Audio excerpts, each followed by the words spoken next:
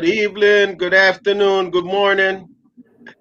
We just want to say a shout out to anywhere are you in the world right now. And we're just so excited. Today's been a blessing. So we're able to come to you live with Real Talk with Ian and Ian, another Sunday episode. And today we're just really, really excited because we bring a lot of athletes on here, but today we got one of their I call him one of the top herd coach, but he's an all-around coach. He could coach anything you want. So we're going to find out a lot more about his coaching philosophy. But this man here, I'm excited to find out because he wanted to be a coach. He knew he was going to be a coach. It was no question. I mean, I believe that he's going on 25-year plus right now because, Yes. all right. So when you know what you want, I tell you that this man, he decided, he know from his days in college that he was going to be a coach. Yep. So, yeah. So before we talk with him, I'm going to put you over to Ian Thomas, the health and wellness specialist.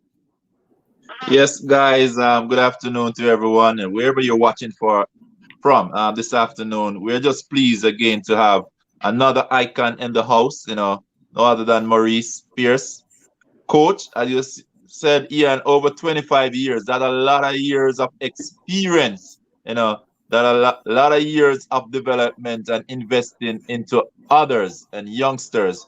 And we just want to take this time out to welcome you, Mr. Maurice Pierce, coach, to the platform. Welcome. It's nice to have you on here, man. Thank you, man. I appreciate you. All right, guys. So we know you've been waiting. I mean, fortunately for us, man, we bring down. Actually, we have got one of his legendary athletes on the platform a couple weeks ago, Mr. David Payne. Oh, wow. And yep. And Payne he has shared so much with us. So we know that just the fact that Payne was on here. But before we get into all of that other stuff, we're going to go back from the grassroots. The grassroots era. So, Coach, just tell us a little bit about your track and field history in terms of were you an athlete and what athlete were you? Yeah, I consider myself an athlete. I'm from here, right here, Newport News, Virginia. And in high school, I was a football player and track athlete. I think I was pretty good. But like most Americans, we love football. So football was my number one sport. And then I just started to love track the more I did it. And so it carried me to college. And then I went to Norfolk State over in Norfolk, Virginia, which is about 25 minutes from here. And I had a good track career there. It didn't go as expected.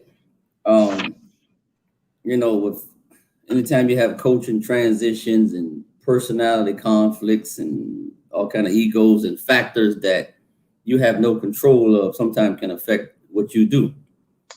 But so I made the best out of it. I was a 100-meter sprinter at Norfolk State. Back when Norfolk State was in the CIAA Division II days. So I was at Norfolk State as an athlete from 91 to 95. Somewhere around that time when you became a star at George Mason. Yeah, man. That's what popped in my head. I remember like, Coach, you actually, I know you come up to George Mason to run. Right. So what happened was I had a decent track career at Norfolk State, but I was able to only do 2 years of eligibility because of some certain things. But then I made the best out of it. And we were fortunate enough to get a great group of athletes that came in there around 94, 95. Some people you're familiar with, Tim Montgomery and Ramon Clay and Brian Lewis. Yeah. And so at that point, I had to make a business decision. I said, I don't think I can run as fast as those guys are running because, they came in the door as world-class athletes. Yeah. And so my coach at the time, Steve Riddick, who's a former Olympian and world-class 100-meter runner, he and I talked. And he said, listen, Maurice, you got a passion for the sport. You love the sport. But you can't keep just chasing something if you know you can't get to where you want to get. So you might want to consider coaching and get what you want to get out of the sport through coaching, because you're friends with Tim and Ramon and all those guys. We became real close. And so we could ride this coat wave and this level of success together to prepare your career, because you're fortunate enough to be friends with those guys and you was a teammate with them for one indoor season. Now they're professional runners. So if you start coaching now, you can get the best of both worlds, the professional side and the college side. So that's what I did. And I started on the men's staff, but then I really got my start on the women's staff under Laverne Sweat. She needed me and I needed her at the same time. She needed some help and I wanted an opportunity. And so at Norfolk State, I was the assistant women's track coach. But I was also out there helping Coach Riddick with his all-star staff. I mean, he had it was like a sprint capital back then. Yep. Chandra Stirrup from the Bahamas. It was crazy. Me and Chandra was teammates one time. Wow. So I was blessed to be at Norfolk State at the right time. So even though my track career didn't go like as planned, I was still blessed to be able to still be there at the right time when I got started in the coaching. And then it just kept going from there. I haven't looked back. Right. Look, well, we give a shout out to Coach Riddick for talking that prophecy into you. And, so we want to give a shout out to Coach Riddick, man. So guys, you hear how the journey start. Sometime life give you another turn. Yep. And sometime, you can't fight it. You just got to let it be, and now today, this man could tell you that what he have done for Norfolk State and what he have done at Hampton. We're going to talk a lot about Hampton, because he pretty much, all of his kids, everybody grew up at Hampton because he's been there so long. He's like, you pretty much, you pretty much have one of the longest streak that's going on. So we're going to talk about that some more. Yeah. But let's move into so you started out as a young coach. What were some of the challenges you faced when you just get into the business? So you're working on the Coach Riddicks. What were some of the challenges that you faced? Well, the challenges were recruiting. Volunteering and assisting Coach Riddick when needed, and just sucking out all his information and just standing at the track all day long with him was, that was like being at a world-class library. So that was not a challenge, but the challenge was on the women's staff when I was a real coach on the college staff, and in terms of recruiting kids, because I could talk a person into coming, but at the young age you have to learn the NCAA rules. You got to follow those rules. So the biggest challenge was learning the rules and following those rules, and understanding that the people that you work for, you're accountable for what you do, and you can't put the head coach in that type of situation. No matter how much you want to push the envelope and just try everything possible to get a kid, you still got to follow the rules. And so that was the biggest challenge. Coaching part was kind of easy because the girls on the women's team were on the team when I was still on the men's team a little bit, so it was an easy transition. But then when we got the new group in, that was kind of tough too, because they figured, I was still young, so they didn't know how to take me as a young person. But I was passionate and extremely serious about coaching, so I probably was pissing some people off at a young age because they thought because we were near each other in age that we can play around and all that stuff. But so that was the biggest challenge, to get the kids to understand is that, no, I'm not, I like you, but I'm not really your friend. So I'm trying to be a serious coach and get this program together and get you going. So that was the big, and then with the parents also, because then the parents were looking like, who's this young guy trying to recruit my daughter to come? And so it was crazy because I was a young guy, and Coach Sweat, if you know Coach Sweat was older. So Coach Sweat was probably in her 60s at that time, So it was like a parent was like, should I send my child to this older lady who has this young guy out here is the front guy doing all the recruiting, but what's really going to happen when they get on the campus? So I would say that's the biggest challenge: learning the NCAA's rules and regulations, and learning how to bridge the gap between the age differences. Okay, awesome, awesome. So since we're talking about recruiting, who was one of your first big athletes that you recruited that you say, yes, man, I got one. Listen, the best athlete that I recruited, or the first best athlete I recruited, was when I was at Norfolk State. A Jamaican girl, Debbie Dunn. Okay. Okay, I know Debbie. Yeah, I know Debbie. Yeah. So listen, Ian, I recruited Debbie, right? Yeah. I recruited Debbie, her two twin cousins, and her other cousin. It was 4 of them. They all migrated from Jamaica, maybe around the 11th grade year in high school. They went to high school in Maryland. Yeah. And we went to Maryland, and I recruited all 4 of them. And so what happened was I ended up having to convince Coach Sweat to give out some extra scholarships to get Debbie to come to Norfolk. So we had to take care of her 2 cousins, which were good. The other cousin was average, so we had to give her some money too. I said, Coach Sweat, we have to have Debbie done. Right. Yeah. And it worked out, and she was our prize recruit. I said, Debbie can change she can get it back to where it used to be when Chandra Sturt was on the team.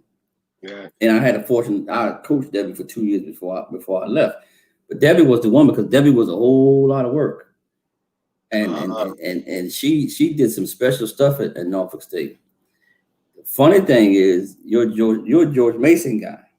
She almost was a George Mason. Coach Banks. So yeah, E Banks was not letting off the gas. and so Debbie being the shy person that she was at the time, it was this like hard to recruit her, because she didn't communicate a whole lot. She was kind of shy. Her 2 cousins they were outgoing, they talked to anybody, but Debbie was reserved. She was shy. She was under the mentorship of her grandparents in Maryland. Yeah. And so she just had a whole lot going on, man. So that was tough, but we pulled it off, and we got her, man. I was doing flips. And so we were speeding all the way back to Norfolk. All right. What do you think her time was when you recruited her to come in? How much? Yeah. She, what Debbie was. I know it's a long time. Debbie ran something crazy. She ran like 23.9 and like 54 seconds. Okay. And then she could also run the 100 if she wanted to, but she had some hamstring issues. And then one time she posted like a 2:15, 800. I said, this girl is bad. We got to have her. And then everybody in Maryland was just going crazy over this girl. We got this Jamaican girl in Maryland now. This is just Debbie Dunn and Debbie Dunn and the family, all her cousins. Yeah. And so, all right. I wanted to back up a little bit. Tell us a little bit about your little stop at Maryland, because you actually started back in Maryland, right?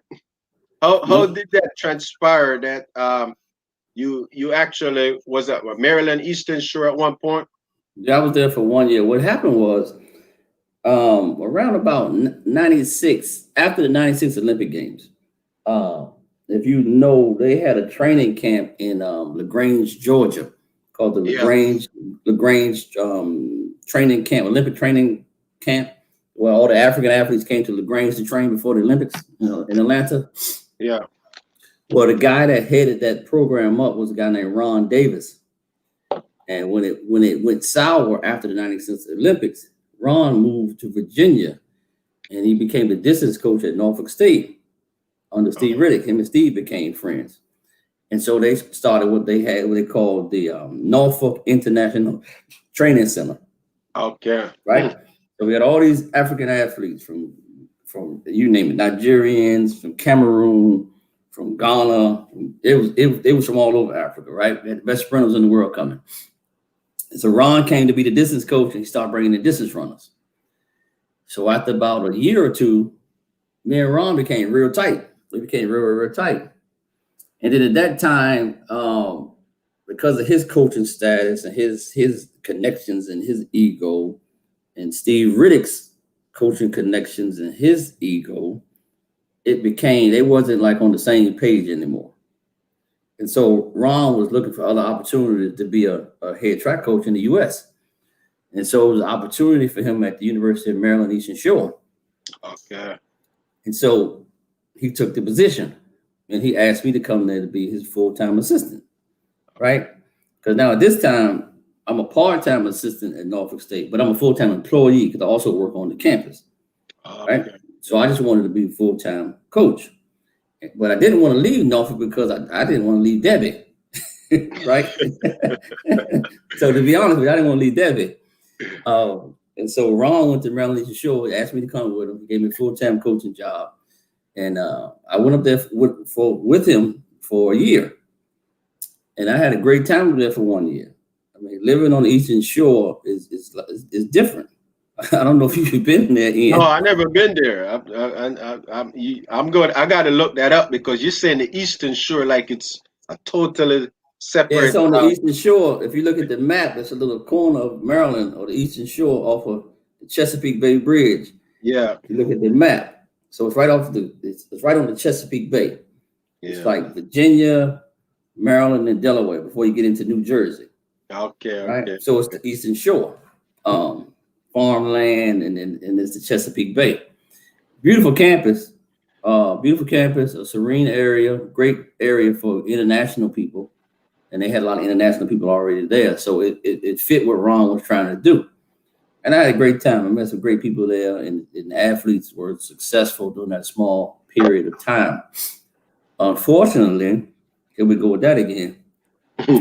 Ron Davis didn't like the contract that the athletic director had given him.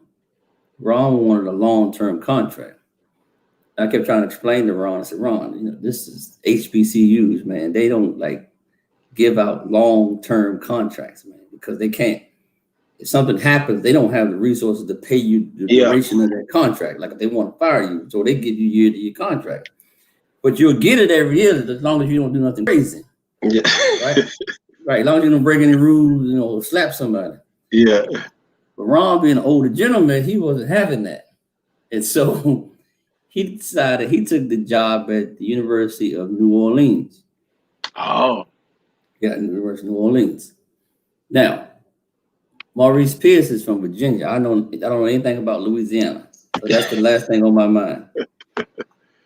And so, but he already had another agenda. He had some people in place that he wanted to hire. Because the whole thinking was that Maryland Eastern Shore was going to give me the opportunity to be the head coach. Yeah. But they kept stringing it along all summer, and then they decided not to, right? And so I was disappointed. Then they gave the job to another Jamaican, Ernest Barrett. Boogie. Yeah, that's my guy. That's a good friend of mine. Boogie. Right? Yeah, that's my guy. And so I probably could have stayed there with him. But at that point, I was young and frustrated and like hot-headed. I said, no, I'm going back home. Yeah. And so that's how my short stay was at Maryland Eastern Shore because Ron left. All right. That works. Come on back home. All right, over to you, Ian. All right, Coach. As I sit back here, which I think I'm gonna listen in a lot tonight, but as I sit back and I listen, your early passion. You said you're pretty much a good football player. So my question to you, why not football instead of track and field in terms of coaching? One, the opportunity was in front of me first to do collegiate track. But at the same time, my goal was one day to come back to my old high school and be a part of the football coaching staff. I was going to be a football coach and track coach in high school. So the love was still there to also coach football, but it was going to be on the high school level since I didn't play football at the college level. I had to follow where my connections were. And the connections was in the high school ranks, and especially back home. And so also at that point, I had a different view. I said, man, you know what? College football takes a lot of time. A lot of time. And I don't know if I'm willing to do that. I don't know if that's the route I want to go. But I didn't have those big coaching dreams. Like I said, I was going to go back to my high school and be a football coach and high school track coach. So that's how it happened. So maybe if I would have played football in college, it might have been different. Okay, thank you. All right. So you said early one of your big recruit was Debbie. I'm getting Debbie into your program. But my question, I'm also a Jamaican, if you don't know. Could you tell us how difficult or what's the process in terms of getting athletes from Jamaica? Because we know Jamaica do pretty well, in terms of high school athletes, and now transition into America. A lot of college looking for good athletes. But how difficult is it to recruit like from Jamaica? Oh. Well, at one point in time, it wasn't difficult. If you're talking about like let's say like in the 90s or 80s and 90s, so it wasn't difficult because just like American kids, Caribbean kids in particular, Jamaicans were looking for opportunities overseas, right? And they were getting a lot of opportunities. But up until maybe like the early 2000s, up until now, then it became a tough challenge. And I think the challenge is that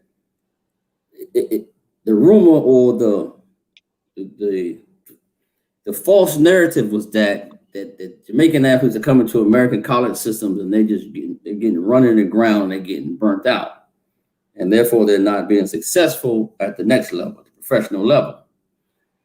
And so my thing was that, that could be true to a certain extent, but you got to understand is that only 10% of the world anyway is going to be a professional athlete. So the narrative is everybody's just not going to be a professional athlete, and knows this. So it's only a small percentage. And I try to tell people, just because you come from Jamaica or one of the islands that produces great track athletes, everybody's not going to be a professional track athlete, right? So now they understand that. Now you see a fluctuation of more Caribbean kids, in particular Jamaican kids, coming coming back into the U.S. system. And then you threw the juggernaut in there was the junior college route, because then the junior college route became a difficult route because then the junior colleges put so many rules in place in terms of a kid trying to transfer to a 4-year school. And then the junior college mandated that they weren't giving out a lot of more international scholarships. So at the same time, also, you had a lot of Jamaican kids at home, right? So therefore, the kids stay home, go to GC Foster or another school, and then try to transfer. And we had a lot of kids from GC Foster. But I think right now that it's transitioning back where it becomes I don't want to say easier process, but a smoother process to get kids in Jamaica to start coming back over. And I also feel is that a lot of the small schools that have big programs, but they're smaller schools, is a better fit for Caribbean athletes, in particular Jamaican athletes. And the reason why I say that, because if you look at the success rate at track athletes, most of them are very, very successful at the smaller schools.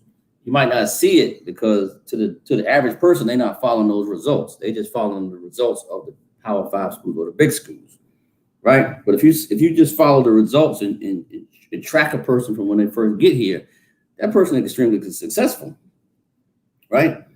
You go back, think about this. When Ian was at George Mason had a big time track program, but they were a small school, right? And the Caribbean kid and the African kid did better there because it was a smaller setting, right? And it was in the track was the popular thing on the campus, right? Such as in my place, all the kids I've had come from Jamaica have done extremely well academically and athletically. And so now when I go get a kid from Jamaica, I sell the academics, because I got 2 girls that was on my team in less than 6 or 7 years ago that now got PhDs. So I think as long as you can sell the academic side, because also the false narrative is that the Jamaican kid or the Caribbean kid has a hard time academically or a hard time clearing the NCAA clearinghouse. That's not true, because the education system in Jamaica is actually harder than most places around the world. All right, Coach. And you're talking about a lot of Catholic schools. You're talking about a lot of religious-based schools, right? And so it can't be a downfall in terms of academics. You just got to find the right kid who comes from the right program, right? So, Mr. Thomas, I think it's an smoother transition now than what it was. Thank you. Another question I'll ask you, and this is because we have interviewed a few athletes and international athletes coming into the US program. I know that they'll come in on scholarship, but some of them are not full scholarship, which a lot of them tend to struggle with the difference that they have to make up. Some of them may have to work to make up for that amount, or they have to find somebody to sponsor that, which sometimes pose a challenge to just training and keeping the grades up to maintain that scholarship. How do we deal with that part of it? That, like, whether it be 80-20, how does that affect our athletes? I think it affects the athletes a whole lot. It affects an American athlete too. But nobody really knows that a lot of kids in America go to colleges and they're not getting full scholarships. So they're struggling too. It's just that probably they come from a better, stable family that can support them more, right? So with a Caribbean kid, in particular, a Jamaican athlete, I think that kid has to find the right school that's going to give them the full scholarship, so they're not put in a situation where they got to work and rely on a sponsor and all that stuff. I think a sponsor or a church family, I think that's a plus and that's a benefit in terms of just your regular well-being. But in terms of supplying you with the resources to become better academically and athletically, I think the kid just has to find the right school that can provide that and not sell themselves short. Because when you sell yourself short, that's what you're really doing. And it makes no sense to me to come from a foreign country all the way over to the US to sell yourself short. But again, like I said, a sponsor, whether it be from the church or the Caribbean population in that area, is a plus in terms of just your personal betterment. Thank you very much, Coach, for shedding some light on those areas, because I know those are areas that really affect the athletes, and also in terms of making the decision which school they go to, or so forth. So thank you. I'll just go back over to Ian there. All right, Coach. Well, I mean, as you guys know, as I said, Maurice is a very experienced coach. He traveled to Jamaica on many occasions. He knows what it's like to go to Jamaica. He actually could take a plane right now and go to Jamaica and find his way around. We wouldn't have to send somebody to pick him up at the airport. I believe he'll find his way around. I'll find my way around. I'm pretty sure he will find the fish spot. He will find where to sell the steamed fish and okra. I'll go to Jolly's. All right, so that just for the record now. Coach, so into the coaching thing now. I know you got into the coaching, so let's talk about coaching education, because I know that if you're coaching a long time and you coach medalists and all of that stuff, you don't really need some of that all the other stuff that they say you got to get, But just for you, I still want to just find out what kind of coaching education course you personally have, and what point did you have decided that you need those courses? Wow. You know what, Ian? Again, all right, I'm gonna keep it real. Like I said, I was thrown into this coaching situation. And I was extremely blessed. I was just thrown into the fire with world-class sprinters and a world-class coach. So again, at my disposal, I had the best training environment and training education on the planet all day and every day on the weekends, right? So I learned from the people, and I learned from the coaches that I was around. And I would just talk to people, because then I started traveling at a young age to some very high power meets and are around the world with some of these athletes. And so I'm the type of guy, I think I can learn more from just talking to you about your philosophy on training and how you like to do stuff and what works and what does not work. Instead of me just, sitting here all day long reading a book or just following certain systems. I'm a hands-on guy that, like, I go to work with my hat on trying to learn something. And so I gotta be honest with you, all through that period of my young age, I didn't even know. I mean, the other coaches had coaching books and programs that they were getting. Videos were big back then, VHSs and all this stuff. I would read that stuff or watch a video on an event that I didn't know about. Like, I'll say, okay, I'm gonna have to coach a triple jump one day. Let me see. And then I'm old enough, I can still physically bound a little bit.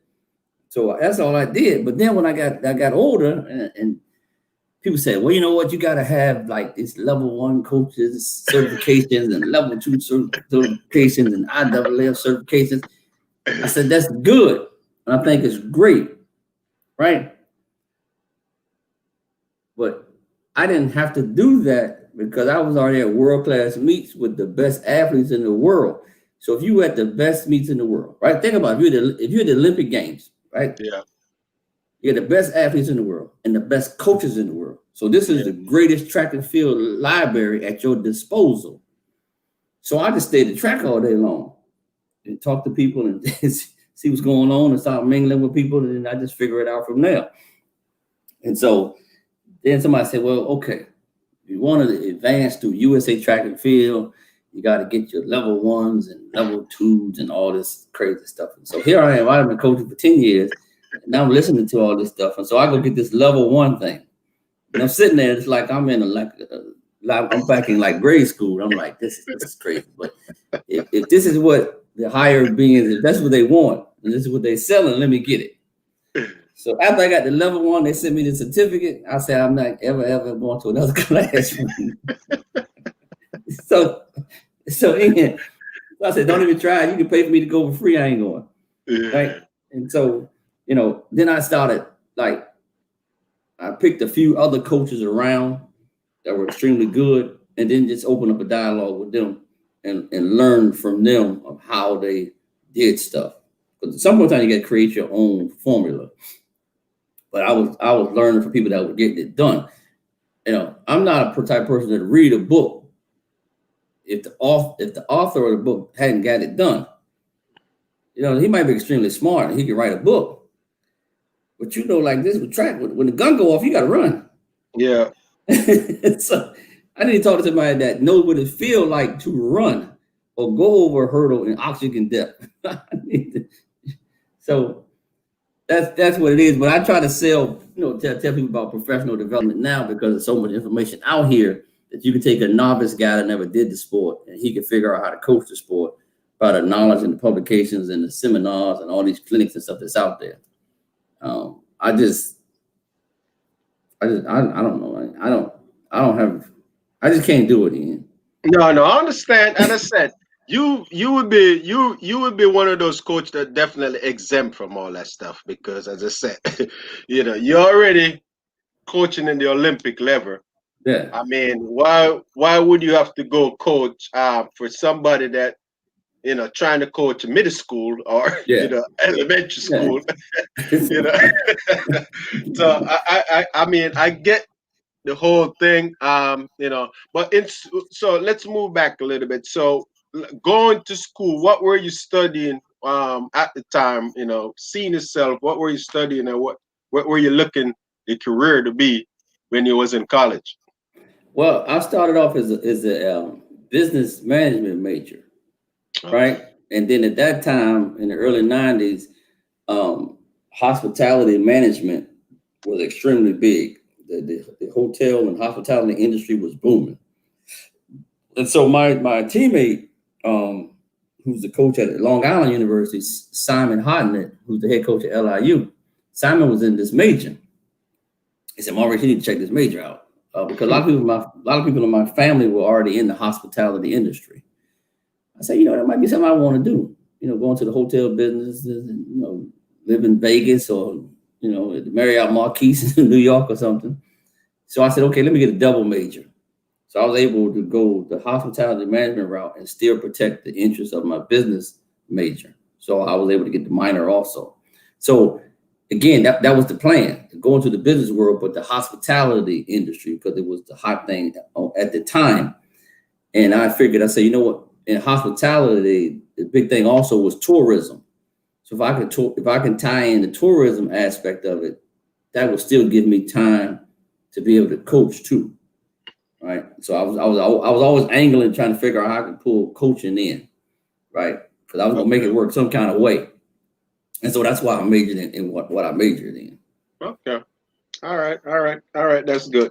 So we know that you're the men's and women coach at Hampton, currently. So my question for you, what do you say, for instance, for your team? What's the goal for your team? At the beginning of the season, and you meet your team. What would be the goal that you tell the team that this is the goal for the season? On day one, our goal is always to win the conference, to be the conference champs. Okay. I said, now listen, in pursuit of this goal and dream that we're doing this year, everybody buys in. That means 90% of everybody should have personal bests throughout the year, not just one time. So you should get better as an athlete, because if we're going to win the conference meet, you got to get better as an athlete throughout the year. Right? Now you don't have to set the world record, but you got to get better. So now my job is to make every individual better at small stages for us to perform on the big stage, which is the conference meeting. Now, I also sit down and I talk to the small group of individual people that I think can make it to the NCAA championships. Okay. Right? And we have a one-on-one discussion and say, how can we get you to the NCAA championship and protect the interests of the team to win the conference meet? Right. And then usually it has worked itself out that way. But I don't think you can go into a season and say, hey, everybody going to nationals. That ain't gonna happen, right? or everybody just gonna have a great year and dominate the year. You gotta be for real. And I said, you know what? Our job is we're gonna protect the interests of the school. Also, we're gonna win the conference meet. If we win the conference meet, we keep everybody happy. We keep our budget intact. That's why we can go to all these big track meets. And I think I have enough experience to get you to the next level, to the NCAA championship. And that philosophy has worked because we won an abundant amount of conference championships, and every year we have someone going to the NCAA championship in the various events. And I tell my coaching staff that too. I say, listen, don't get this twisted around here. You sign that employment contract to win the conference meet. Yeah. We're gonna go to nationals, but we're not gonna win the NCAA championship now. We ain't not Ian Wheatley and George Mason. We're not gonna because it was the opposite. It was the opposite for us in college. We never worry about conference. We're like, man, we got a conference called the CAA. We got an IC4A conference. You'll be like, man, that's nothing. Run what you want at conference, So we was focusing on national, but I could understand from an employment standpoint, you got to know where you at and what you're doing, because the record speaks for itself. When you say, look, in basketball, when those guys win the conference, their coaches get bonus. They get bonus. They the king of the city. Coaches get ring. When we win our conference, what we got? What we get? You get a cake party, cake and punch. And all the administrators want to take a picture with you. Yeah, that's it, man. All right. So before you go over to Ian, let me ask you this now. So, what's your biggest accomplishment so far in the coaching on the collegiate level? What would you say your biggest accomplishment so far?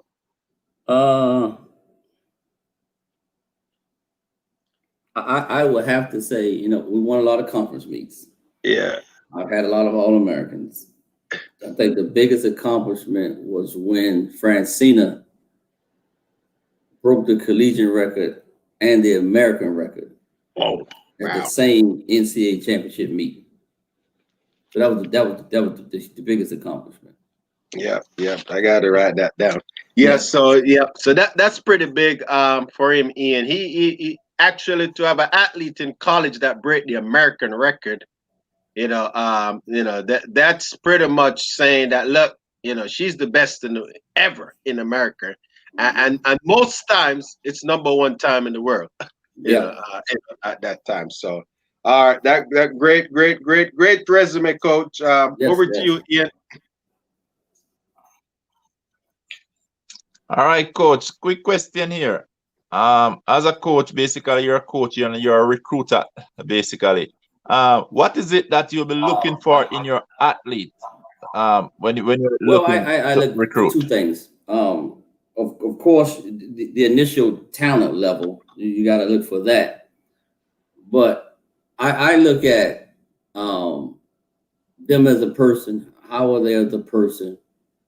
And how much range they have as an athlete in terms of the amount of range they have and the amount of stuff that they can do.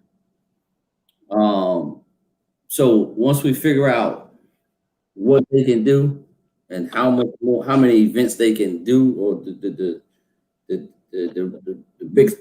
the full picture of their whole talent level, can this person continue to grow and do more stuff in this 4-year period? So I look for people that can do a lot of stuff. And if you've ever seen a lot of my athletes, they can do a lot of stuff. And then, but the other thing is, once we figure that out, we got to say, is this person a good person? Because we're never going to sacrifice talent if the person is just a bad person. And so sometimes I sit back at the track meets and I look at body language, because people can lie, but your body language tells the truth. So body language tells me everything about your attitude, how you make adjustments when a race doesn't go your way, how you communicate with your coaches when you don't feel like talking to them or you had a bad race. So I look at the person, and is this person a good person? Because I don't want to spend 4 years trying to change this person. I don't want to have to change the person. I want to get them to become better people, right? And so when you start spending a lot of money, that's a big investment. And so you don't want to just I tell everybody, look, you don't want to give money up front for something that's already a headache walking in the door.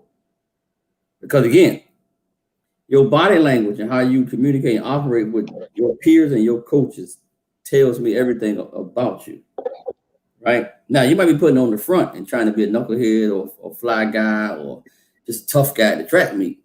But what you did was you put yourself in a bad situation where somebody might have took a scholarship off the table.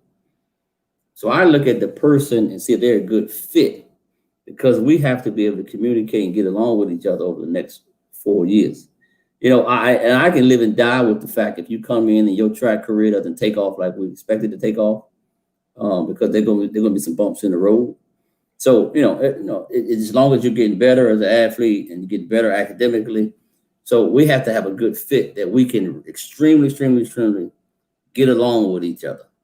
And if we can't get along with each other, it's never going to work. Great. Next question for you. As athletes, because you look at it, and this is as a career. Once you decide to do the sports, I think you should be serious about it. Yeah. All right. So what I want to know from you is why is it, as an athlete, important for you to have a great coach like you as a mentor in their career path? Why is it important? Because the reason I asked you, before you answer, the reason why I asked you this question is that earlier we were talking to Sandy Richard, and she said at one point she tried to do it on her own, and it was difficult. Well, here's the real deal. In our sport, you're talking about a sport where you start training in August, and then the NCAA championships is in June.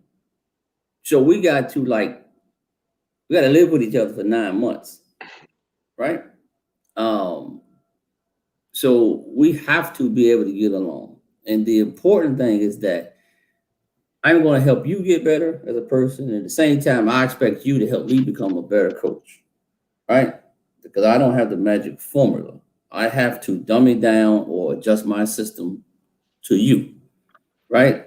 And at the same time, I got to learn from you because you got to give me feedback on what you're feeling and what's not working, right? And I can take that coming from an athlete. You say, Coach, this is not working. Let's go to another plan. Let's try something else. So that's why the important thing is with me, because I think that I have great communication skills, right? And I put my ego on the back side for the betterment of the athlete, because at the end of the day, I want the athlete to be successful. And again, there's no magic formula, and you can't train everybody and treat everybody the same way. And I can't be successful without that athlete. That athlete can't be successful without me. And I think what happens is a lot of coaches have this philosophy wrong. You know, that old way is my way or the highway. That doesn't work. There's too many highways now, right? So I need you. And I tell the athletes, listen, I really extremely need you. And I'm going to do everything I can possibly do to make you successful. And so at the same time, I want you to need me and trust in me. Because once you understand that I need you and I'm going to do everything I can do for you, then that athlete will say, well, Coach, I need you too. I'm going to do everything I can to make sure this marriage works out. Again, I can coach you all day long. I can come to the track with a stopwatch and just leave it after the track practice, and we never communicate again until the next morning. But it's not going to work, because in the back of your mind, you're going to say, well, he don't ever talk to me. We don't get along. He don't like me. They're going to go to the track meet. You can run slow, and then I'm mad. So the important thing is, and I've seen too many people lose coach-athlete relationships because of their personality traits, and one person won't give. Again, I can't coach without the athletes. The athlete can't get successful without the coach, right? I can't try by myself because I can't go to the track and coach nobody. And the athlete can't come to the track and try to coach themselves, right? So the important thing for me is to let's wrap our arms around each other. You know, let's just be tight. Whatever you got going on, whatever your problem is my problem. Whatever my problem is your problem. We're in this together, right? Because we got a goal to get to. So I think that's what makes it different for me, because I build relationships. All right. Basically, you would have answered the next question that I have, but just in case you have anything to add, the question would have been, what set you apart from the other coaches? Me, you know, I don't have a problem like celebrating with you when you're doing extremely well. And I think what separates me also is that I don't have a problem telling you that you basically didn't get anything done today, you know. But because we communicate all the time, that they can accept it coming from me in not a negative way, right? Because I'm not a rah in your face, and I don't have all these magical speeches to get everybody hype and all that stuff. You know, I just tell you, I celebrate with you and say, listen, you got it done today. You had a great day. If you don't, I say, hey man, you had a bad day at the office. Right? We can't do that no more. We got to regroup. You know, you don't want to hear it, but you need to hear it from me versus one of the assistant coaches. Right? You don't talk to them anyway. Right? So I think that's what it is. Because if you celebrate a person, then that means that person don't have a problem when you telling them that they're doing something wrong, right? But if you telling somebody what they do wrong all the time and you never celebrate them for even the small victories, you know, it could be something that they won a race at the track meet. They might not have PR, but they won the race, right? So you still got to celebrate them for winning the race. You can't look at what kind of time they ran. So you got to look at the small victories to get to the big victory and celebrate every victory along the way. And that's what I do. And then that's why when I go into a mode where I'm like pissed off and we just like telling you about what you didn't do, they take it and they can handle it because it's genuinely coming from me, because I spend a lot of time celebrating them also. All right, thank you for that, for sharing right there. I see why you're such a great coach, because I think you gotta let them hear it when they're not doing good, and Yep. as you say, celebrate with them. And everybody like the celebration, but yet still, there comes a time that you gotta be tough and just lay it out on the table the way it Oh is. yeah. You gotta Yep, say, hey, man, gotta put it out there. yep. So back to you, Ian, and thanks, coach. All right, awesome, awesome. So, Coach, I'm going to ask you a few questions coming from an athlete perspective. So let's talk about journaling. Journaling. What's your how important you think is for athletes to keep a journal with the workout? What's your thoughts on that? You know what? I think that's a major, major, major plus because I think it forces the athlete to become a student of their event, and it forces the athlete to concentrate and mentally stay focused on what they do, even when they're at home, because they're gonna have a tendency to look at that journal at nighttime. They're gonna look at it in the morning. They're gonna go back and compare stuff months back, weeks back, and they're gonna compare it with you. So I think the journal, I mean, the journal is a great, great, great thing because if you look at some of the best people in the world, or not just in our sport, they keep journals, they write stuff every day. How the day went, what did they do today, what they were feeling, because that's the type of like self awareness. I call it talking to yourself, but writing it down. So it's okay to talk to yourself, just write it down.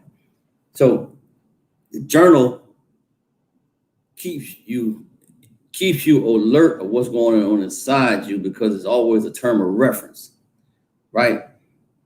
And you keep those journals and you go back and look at them over the years. But people, to me, when you're concentrating on what you got to do and you focus in, you look forward to writing in the journal because you have something to put in there, whether it was a bad day or a good day. But you look forward to writing in it because you're so zoned in to whatever you're doing that you want to put it down so you won't forget it, whether it was good or bad. So the journal is good at the same time, writing down what you did that day on the track. Like I keep a notebook of the times and all that stuff that you do at the track practice. So I would expect you to come get it from me and say, Coach, let me write that down too. Let me write. I was my 200s today. Like the 400s you ran the other day that you posted. You write that down, right? It's like I don't think it's like homework, but it's just self-awareness to keep you sharp as to what you're trying to do. All right, awesome, awesome. So, I know there are going to be some collegiate athletes that's listening, some high school athletes, and masters athletes, and professional athletes. So it's very important to write your stuff down in a journal, Yeah. go back to reference, because the facts is the facts, and what you've done, it's easier to track your improvement and to actually know where you're going. So that leads me to what this leads me to now is wanted to talk to you more about what's the most difficult part of being a coach in your opinion. What's some of the difficult part that, if there's any, in terms of, I know that you got to have a lot of patience and you got to deal with different attitudes and things like that. What from your perspective, how would I you say think, that? and I think it's because of the time that we're living in with this new generation of kids. But this is like they got like this entitlement all the time, and they want results like right now. So it's a society that we live in. But the difficult part is getting an athlete to understand that success is an inconvenience, right? And I learned this from a football coach. Listen, man, success is an inconvenience. All right. Because you're trying to be successful at something. And some factors are going to be in between all the time, all day long, to interrupt your success. It becomes a convenience, right? An inconvenience.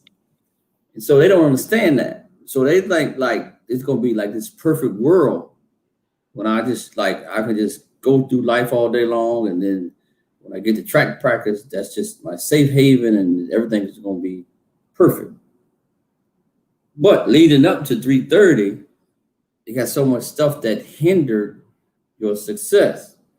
So now you come to the track, and we can't get what we need to get done because you took it as a negative and not stayed focused mentally and realized when I told you that success is an inconvenience. You're going to be inconvenienced all day and every day while you're preparing to come to the track or get to the track. So something's going to happen. And they don't understand that, and they can't adjust to it. So that's the most difficult part about coaching right now.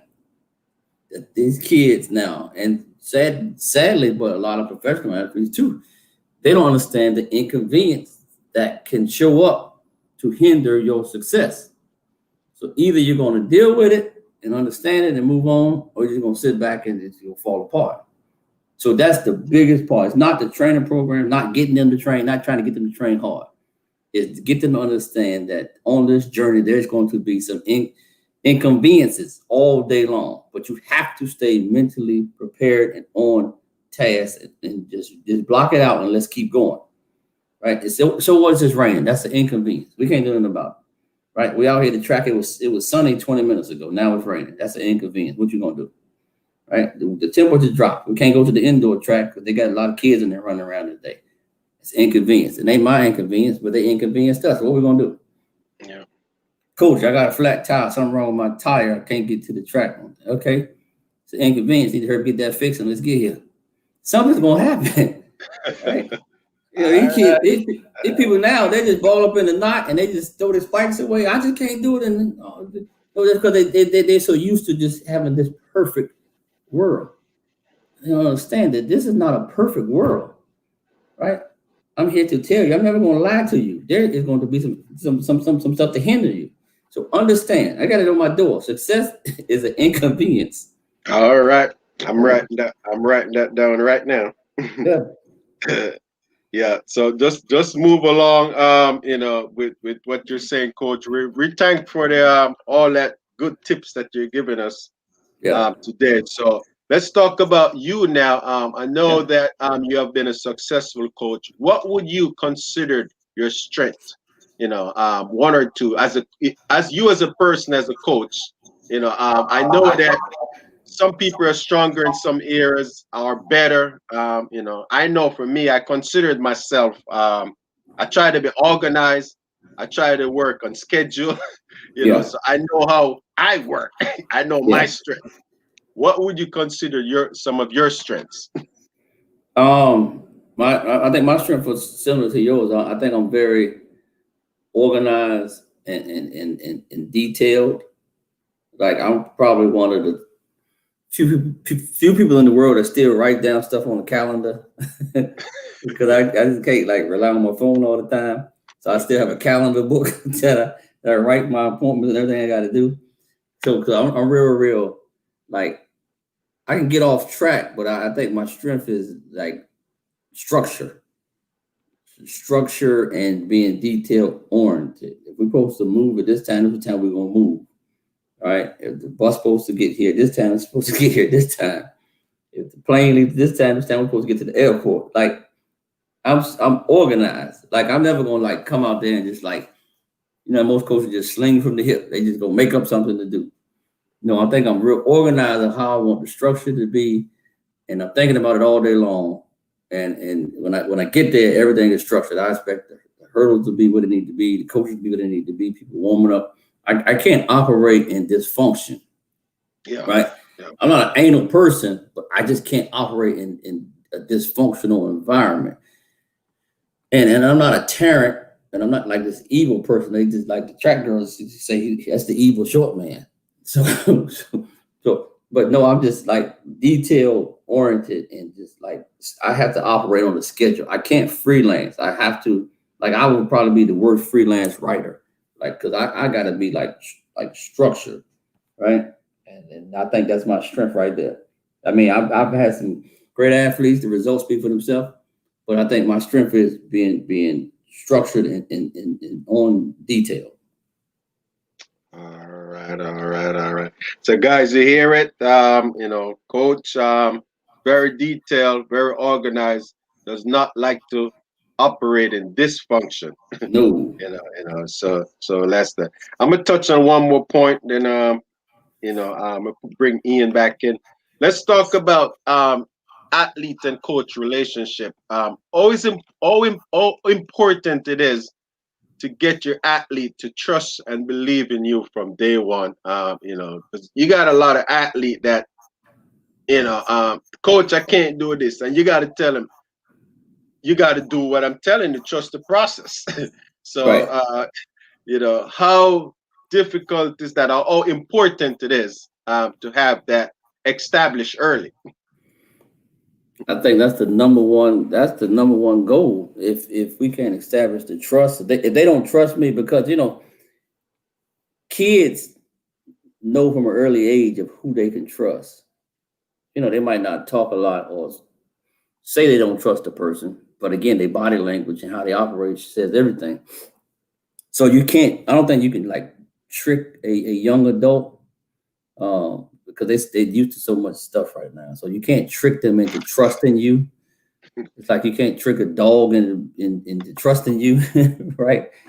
So I think you get the trust by showing your compassion for them when they arrive on your campus and treat them the same way you treated them when you were recruiting them. Because when they first get there on campus, they're getting dropped off, right? And so the parent is putting all the trust in you to do things that they can't do because they can't get to the campus. And I think I gotta show the trust factor because it's like one thing can throw off the trust factor. Say like if a kid is having a problem in the dormitory and you don't show interest in trying to fix it. Coach P don't care about me. All he want me to do is run. So the trust factor is gone. So trust goes all above and beyond that. You got to do so much for the kid to prove that they can trust you, because they will also put you in uncompromised situations and see how you're going to come out of it as a coach. You know what I mean? So I think on day one, Ian, that has to be the number one rule. You have to establish some type of trust.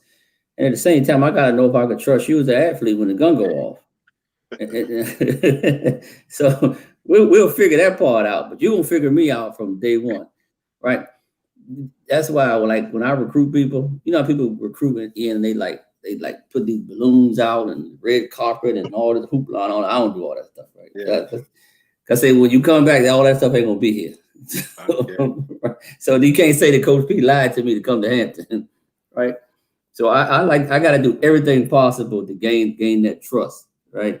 Because you know how it is. Coaches, they just think that you want to run the hell out of them, right? And don't care nothing else about them. So I think the trust is the number one thing that we got to establish. That's like in any relationship, right? Yeah. Like your personal relationship, your relationship with people at church, your family. Trust is the backbone, and once they trust you and you trust them, the sky's the limit. All right. Thanks for that, Coach. Over to you, Ian. All right, Coach. As I listen in here, I would have heard you say that you're probably one of the only person who still writes stuff on calendar. Yeah. And all right, that would lead me into a question, and the question is: if I should take away your cell phone, how difficult would it be for you to function? And with the answer, I just want you to tell me the impact that technology now have on the youth of today, in terms of even their focus. It won't impact me in terms of coaching, right? Okay. It will impact me in terms of communicating, because kids now, they know no other way, right? They will rather lose their car keys instead of losing their phone, right? So, and you got all these certain apps that we got to communicate with kids through. The compliance lady, she has an app that she communicates with the athletes through. So the whole communication world is through this phone with kids. That's all they know, right? You know, a kid will be in the same building with you, and they would text you instead of just calling you or coming to talk to you, right? Right? I was in the car today with my daughter, and her friend was in the back seat, and they were texting each other. So, right? That's crazy.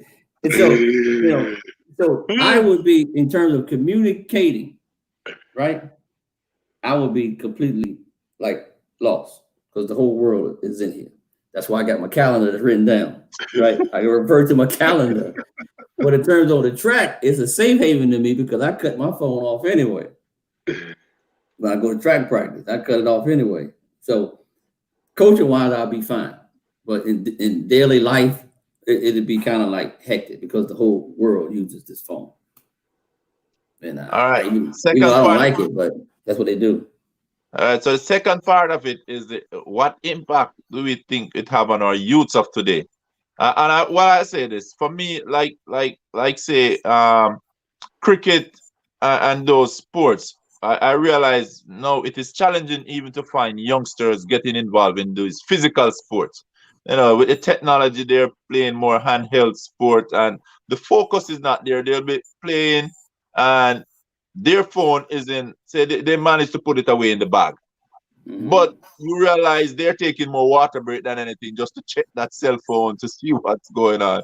You know, it's like the focus is kind of lost there. And even some sports, they're like, man, I ain't going out there to run when I could do this and that. I know it's just fun for them. For us growing up like me and Ian, athletics was just fun. You run in your passion, and then somebody realize, hey, this guy can really run fast. Let's take it to another level.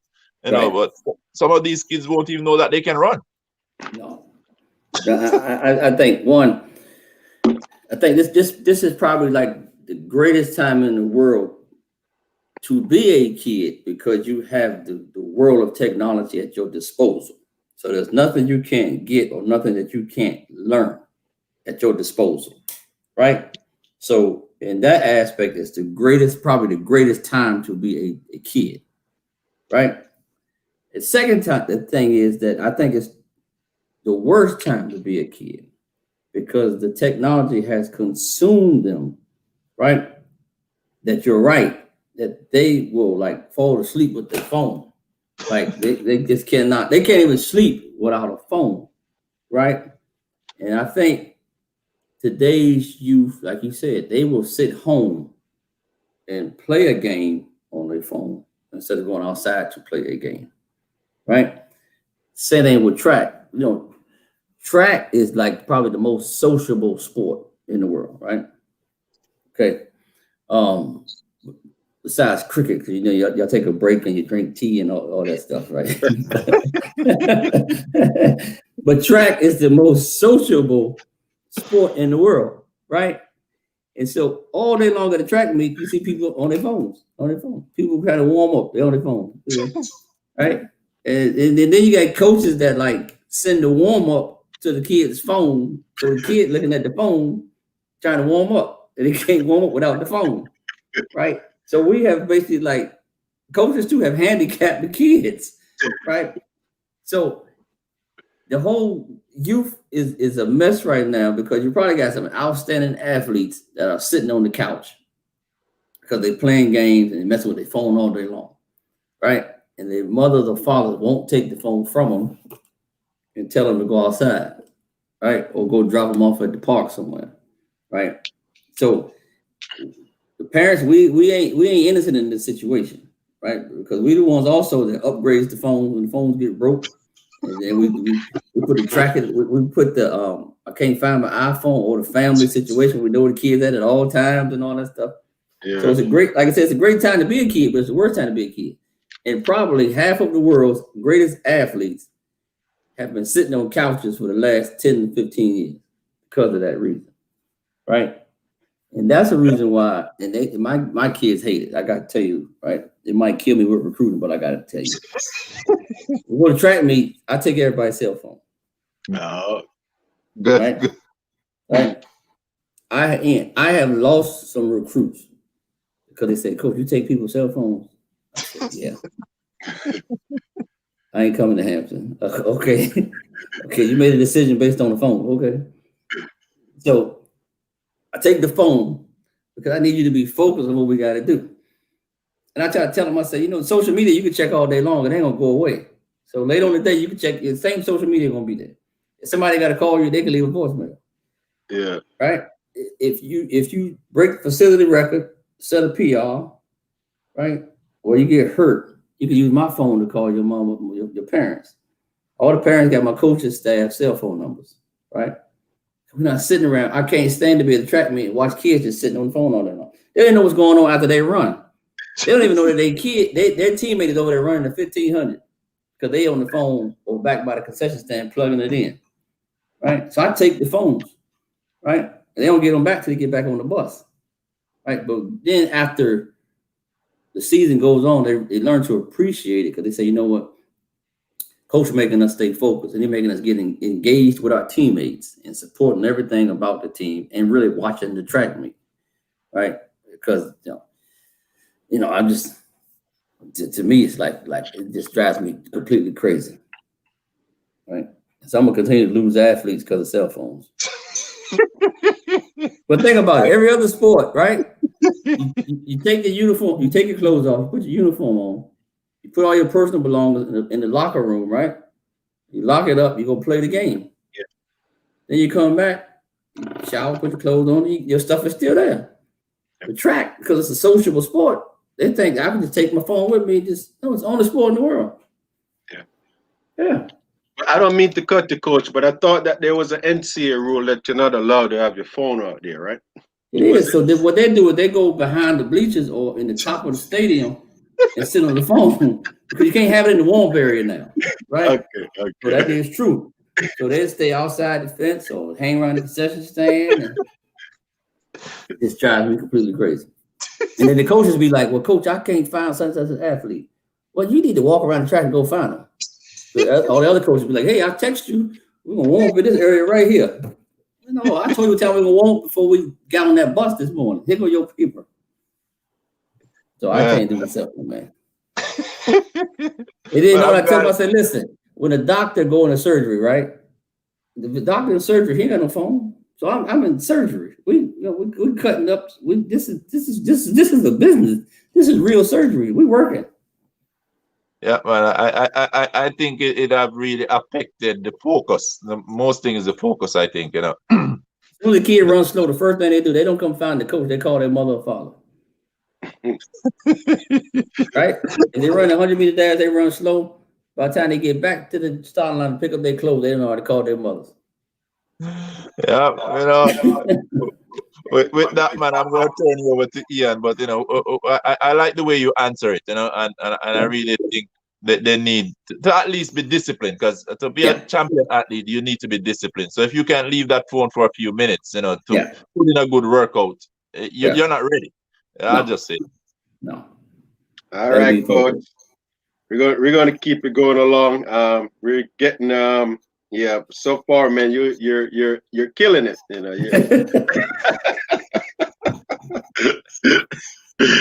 Yeah, coach. I got all this notes here for you, but you're just knocking them out. But anyway, coach, this is again. I know we ask athletes this a lot about what's motivate them. As a coach, what motivates you to go out there? I know it's a job, but what motivates you? What are you trying to accomplish as a coach? What motivates you?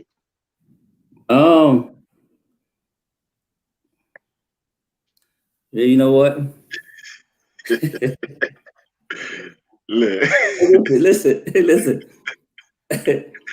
Like I try to tell people, let me tell you something. I've been poor before, and it ain't no fun. And I ain't going back to being poor. So I have a whole lot of motivation when I come to the track.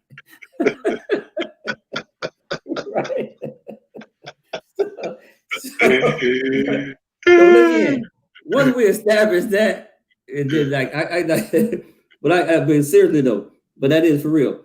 But seriously, I get motivated with the young kids every year, with the freshmen every year, because they just come in completely green. They come in with so much talent, but they motivate me to become a better coach because I promised them that they was going to get better.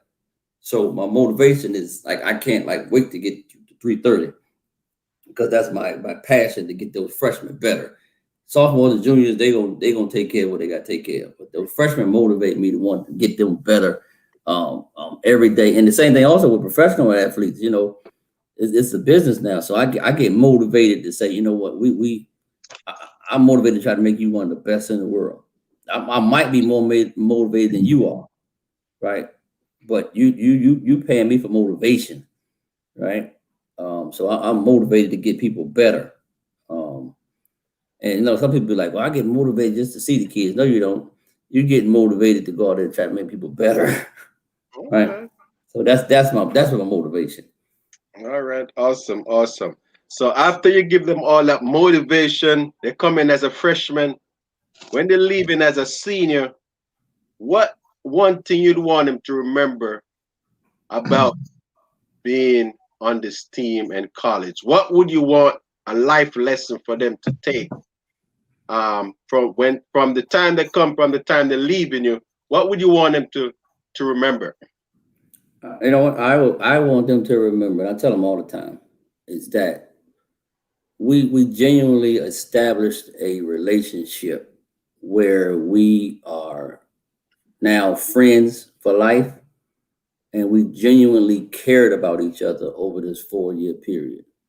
So I want you to leave with that love and passion in you that you gained while you was here, because I gained the same love and passion for you. And that's why I'm disappointed and upset when you leave. I'm happy because you're graduating, but I'm genuinely upset and because I got human feelings that, you know, that's the person that I really cared about. And we put everything we had into the person. They put everything they had into me. So we established that love for each other. And so I think once people understand that you have to care for people. Right. And so when you show that you care for them, and they care for you. Right. And that's the bottom line, because everybody that leave me, they can say, you know, Maurice Pierce was tough. He was hard on us. He demanded a whole lot. But at the end of the day, I know that guy cared about me. Right. So I wanted to take that with them and say, Maurice Pierce cared about me. Right. Okay. Sometimes we don't get along, but I want you to know when they walk across that stage, or whatever they're doing in life, they know that I cared about them, right? Awesome, man. Awesome. So with all of that, now, Coach, let's talk about you. For you right now, you're going on 25 years. You're still a young coach in my eyes. Yeah. What are your long-term goals, you know, in terms of moving up the ladder, moving up the ranks, trying to be a better coach? What type of goals you set for yourself that you want to accomplish on a collegiate level and on a professional level and on a national level, you know, on all levels? Well, at the conference level, I want to continue to win conference championships. And I think I'm like 4 championships away from being like the all-time winningest coach at Hampton in every sport, right? So that's my short-term goal. And within that, I want to continue to win championships. And even if we have a bad year, we'll still be in the top 2 or 3. But now I'm refocusing also and trying to see how we can get in the top 20, top 25 of the NCAA championships. And I think you just got to have a certain amount of people that want to reach that goal, and we can do it. So that's my like 5-year window goal: continue to win conference meets and place in the top 20, probably top 20 of the NCAA championships. Professionally, I got a lot of stuff I want to do, because I've had some unfortunate like setbacks. Like at one time I was on the road with all the professional athletes that I was coaching. But you know, like as time goes on, people want to do different stuff, and people are always in people's ear about changing coaches and doing all kinds of different stuff, right? And so I had a lot of success, and then those athletes decided, you know, they want to do something different. even with the success we have. And then, I have a goal. I want to get somebody else to the Olympic finals over the next two Olympics, this one and then 2024. In either the hurdle events or the flat 400. But I really want to get back to finding someone in the 400-meter hurdles that can get a medal within the next two Olympic Games, probably by 2024. I want a 400-meter hurdle medal, right? I had a lot of people that got in the finals and got a world championship medal, but I want an Olympic 400-meter hurdle medal. And people say, well, why that event? I think I learned to like the event. I think it's a challenging event. And I think enough people don't train enough for the event. That's why the times have just like went down a little bit from when you was in your heyday. You had to run fast. Yeah. And so with that, athletes are territorial. And so I had a lot of athletes that were territorial and they didn't want a lot of other people around them. Like they didn't want other hurdlers to come train with them or other quarter miles to come train with them. They wanted to just be the relationship I thought was so good. They just wanted it to just be me and them. Well, that's good over a 5-6 year period. But when that athlete starts to decide they want to leave or their career starts to dwindling down, then you got to regroup and try to convince another athlete to come. Right? Yeah. Just like, for so long I had Francina, but now I don't have another world-class 400-meter runner because she never wanted anybody to come train with her. So I said, okay, you want anybody to come train with her? We just keep on rolling like that. So my goal now is to regroup and get more athletes and establish another training camp. It probably won't be this year, but after the 2021 Olympic Games, my goal is to get another camp and see if we can get some world-class people in here to really rock and roll for like the next 5 years or to the next big three, 22 World Championships, 2024 Olympic Games, 2025 World Championships. So that's my goal. And I think I can get there because you know how this sport is a revolving door sometimes. Yeah. And I think I probably have to get a kid and really have to develop them. I don't think even with all the success I've had I don't think the upper echelons of the world is just going to show up and say, I'm going to go train with Maurice Pierce. I think we'll have to go back like I did before when I was developing people and getting them to that level. Because so many great athletes now are being trained and they go to a lot of the Power 5 schools and they just stay with that coach. You know what I mean? But there's still somebody out there that want to be good. And like I said, my goal is to get that person to get that 400-meter hurdle medal. Okay, awesome. And I'm going to touch on this a little bit because I know this got to be an advantage for you guys now. You could let me know if I'm wrong, but I know up in your area there hasn't been that much indoor facility around, and I know from time to time, the temperature get a little bit cold up there, and I know you guys at the beach area, but tell us how important and how this should be better, or what's the current situation with the new indoor facility that's located now in the Virginia Beach area, how that would help your program to get better?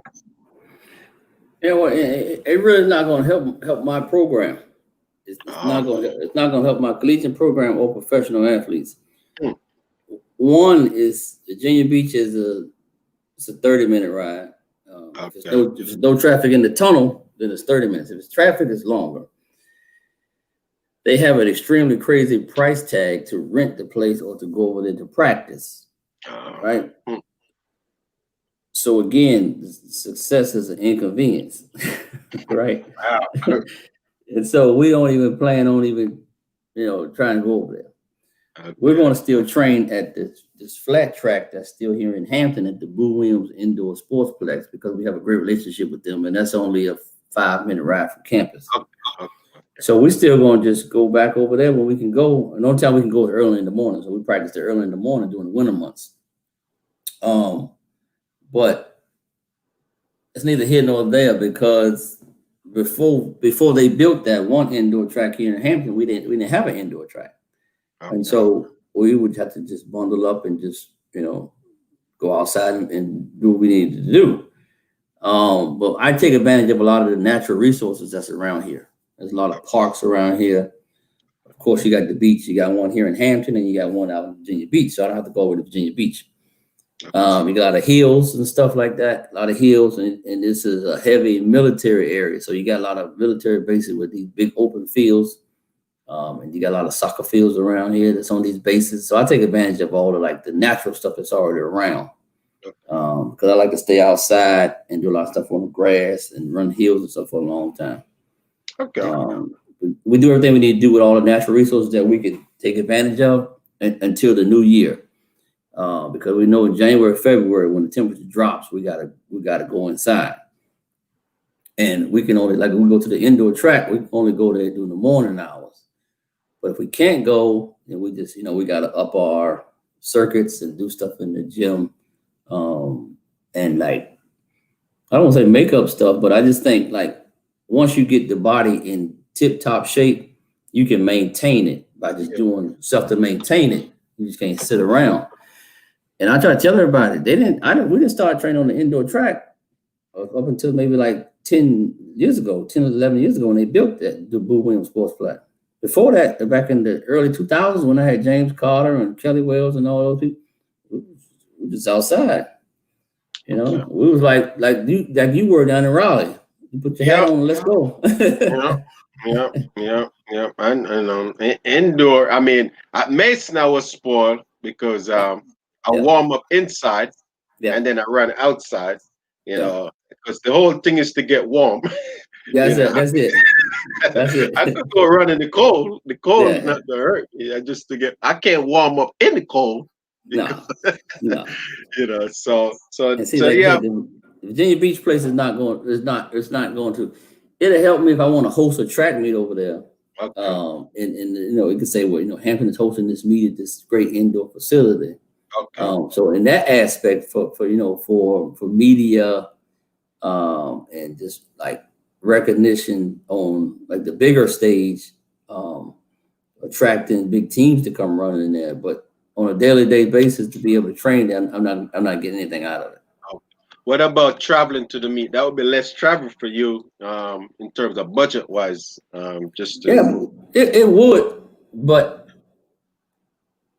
they have, like I said, they have this extremely high rental fee also to host meets there.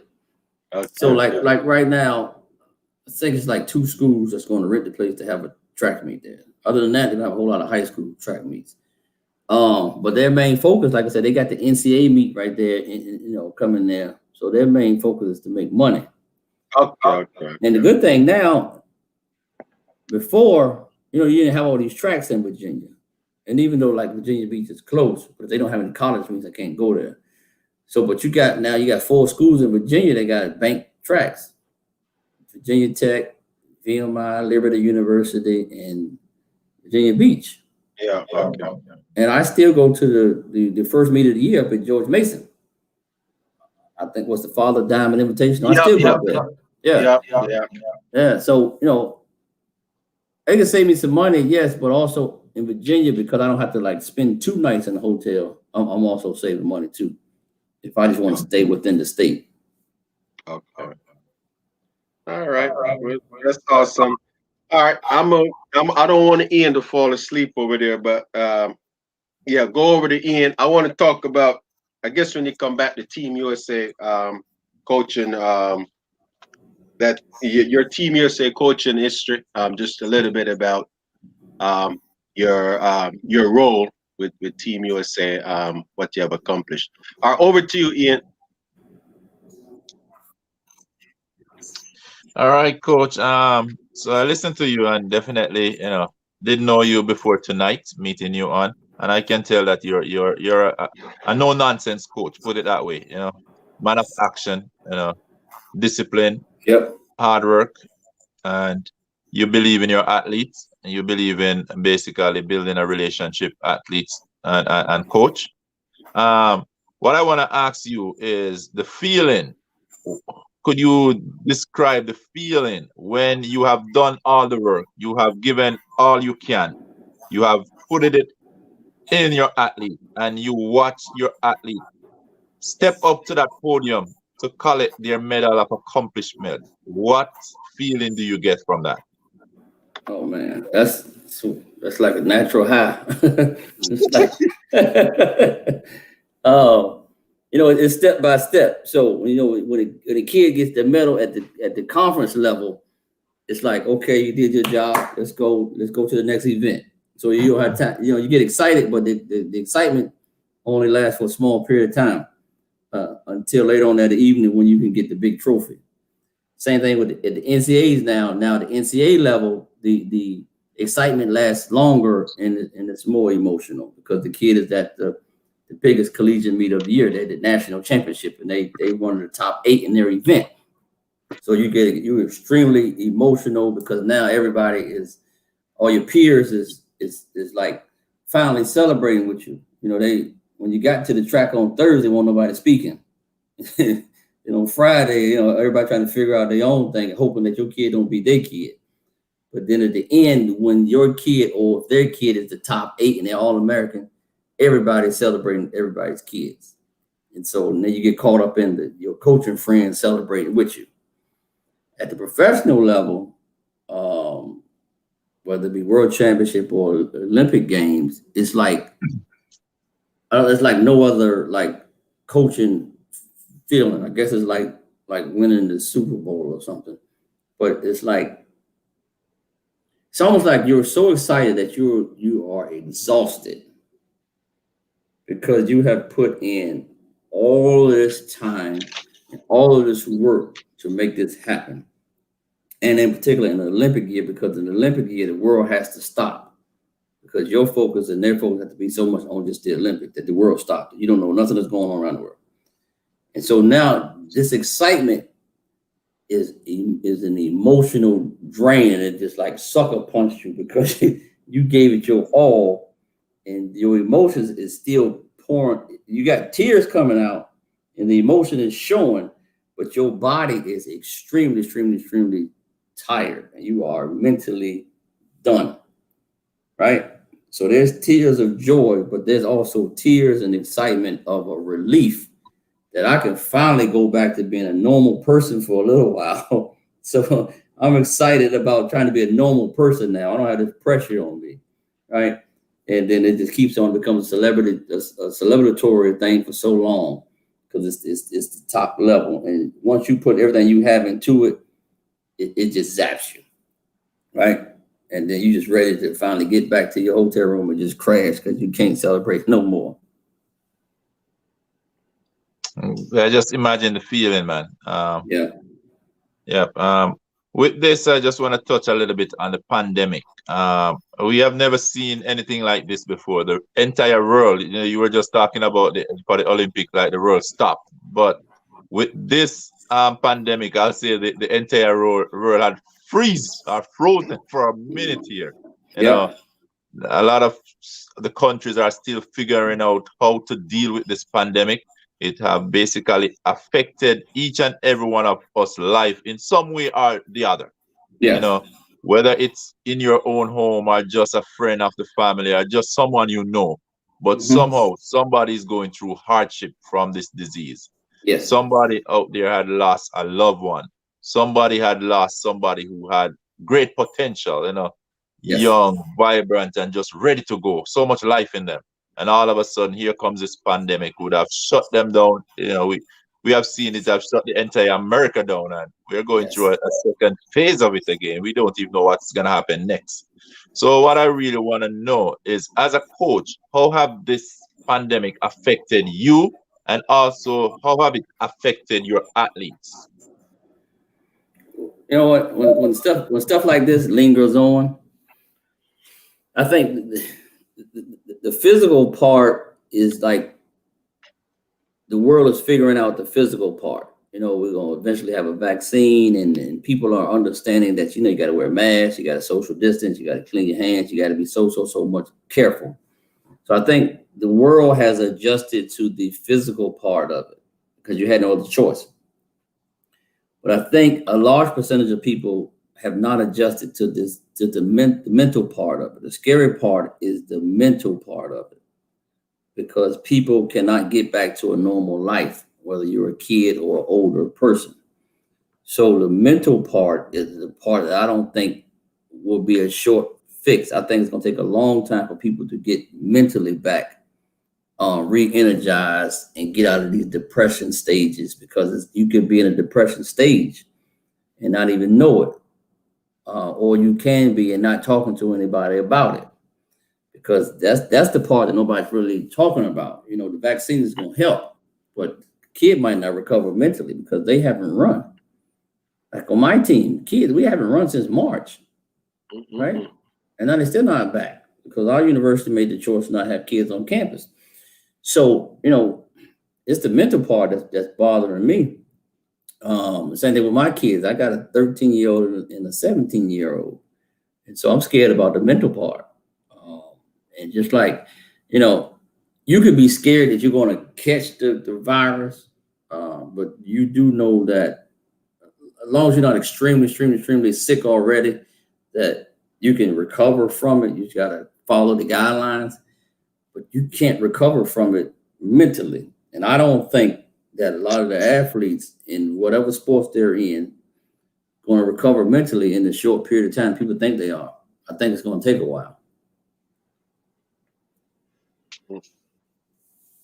Definitely, I see this as a long-term effect that is going to have on everyone, basically, on a whole. And as you would have said, depression and mentioning depression, I know athlete, this is something big in terms, and a lot of people may not know, but mentally, a lot of athletes go through mental challenge. Not that they're insane, but they just may be going through circumstances in life that may just cause them to be depressed. You know, you have a very good athlete, but you know they got so much within them, but yet still you're not seeing it being brought to the track, and you know there's an underlying condition. You know, having such athletes, say, within your camp or your under your wings, how do you deal with those type of situations? I think you got to get first you got to get the parents involved or the family involved, because you got to have the family continue to reinforce to the kid that they're going to be all right and they can get through this funk, and that they can you know, get their life back together and move forward. At the same time, I think you can't be afraid to rely on the resources that you have at your disposal. Case in point, if you work at a university, you have access to the counseling center, the tutoring services. You can have a kid talk to the success center. I think you got to use the counseling services on campus to assist you in that area. Because now the kid is just not a regular student where they just have academic pressure.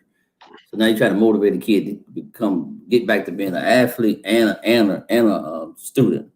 So you got to use the resources and the people that are certified to do this type of stuff. Because me as a coach can only motivate you so much. Even if I call your mom and dad and we continue to reinforce to you, you got to really get some serious counseling and talk to some real people that can get inside your mental and really talk to you and get you out of your mental state that you're in. And you can't be afraid to seek those sources. And I can't be afraid as a coach to ask for that help and refer the kid to that. And sometimes also with professional people, I got to be able to say, look, we got to get you some counseling. And it's okay to get counseling, right? It's okay to get counseling, right? Because that's what those people are for. And there's too many programs out here, and there's too many resources that they have counseling services that you can use. Because then the professional athlete, first thing they think, man, I ain't spending that kind of money. Well, they got certain programs and services that you can also get as an athlete that can help you mentally, right? And I think you got to invest in your mental aspect, or you're not gonna get out of it, right? And that's the scary part. They don't want to get it.